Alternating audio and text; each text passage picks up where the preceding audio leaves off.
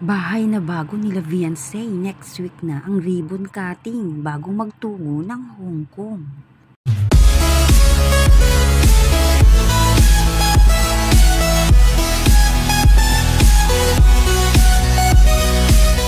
Bahay na bago nila Beyonce, next week na ang ribbon cutting ayon nga po kay Kalingap Rab bago sila magtungo ng Hong Kong. Tara, alamin natin, kamusta po mga kalingap? Muling nagbabalik ang inyong lingkod mini vlog, naghahatid ng update tungkol sa mga kalingap.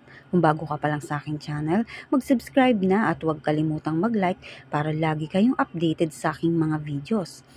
At patuloy po natin na suportahan ang founder po ng Kalingap na si Kuya Val Santos at Kalingap Rab dahil alam naman natin na madaming natutulungan sila na mga kababayan natin. Araw-araw po natin na suportahan at panoorin ang kanilang mga videos. Madami nga pong pangyayari ang magaganap nga po dito kay Beyonce. Una nga po next week na ang kanilang paglipat bago nga po magtungo ng Hong Kong itong sila Kalingap Rab. Ganun din ang malalaman na natin kung makakasama nga ba si Beyonce sa Hong Kong na talagang pinapangarap din ito ni Beyonce na makarating nga po doon. Ang tanging pag-asa na lang nga po nila ay makausap nga po ni Ate Edna, ang guro o principal ng school kasama ng mga magulang nga po nito ni Beyonce.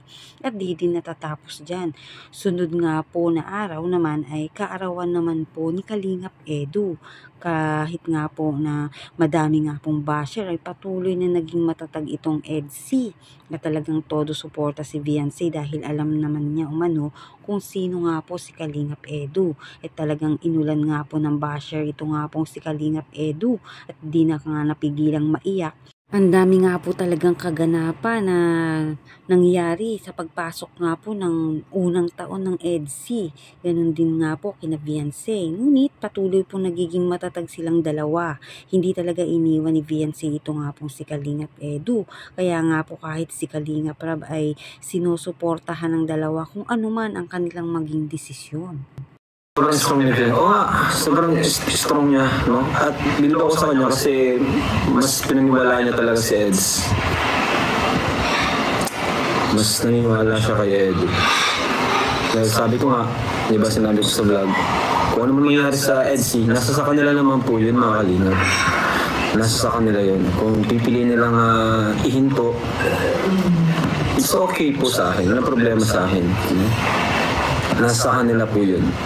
Ako naman po yun nandito lang para mag-vlog for Beyonce, no? For Beyonce and for Edu and for EDC supporters. Nandito lang para mag-vlog. But kung mas pipili nilang stop or sa love team, yan respetuhin ko. Ano? So, yun na. Kanila pa rin po. So, kung patuloy nyo na napapanood ang EDC sa aking channel, ibig sabihin, sila ay nagpapatuloy pa rin. Ganun lang po kasi. Hanggat napapanood nyo po yung EDC sa aking channel, sila ay tuloy-tuloy pa rin. Silang dalawa. Ano po? Kasi kung may something yung dalawa, kung may sabihin natin may problema silang dalawa, hindi nyo na po papanood yan sa vlog ko na magkasama. Diba? Kaya nasa kanila po yun.